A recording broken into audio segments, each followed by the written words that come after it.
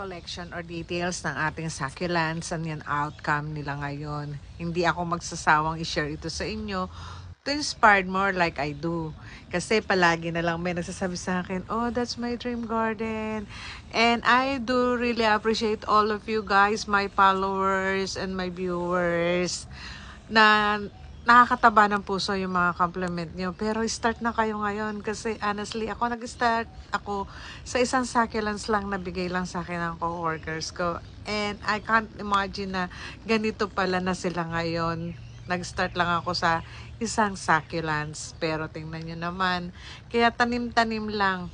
Iba yung bentahe ng nandito tayo sa garden.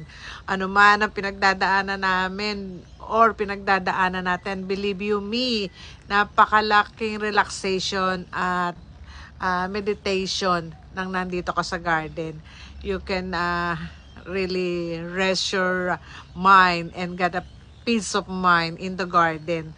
Talagang ito lang yung aking healing place in my whimsical fairy garden. And enjoy watching, guys, and have a lovely day.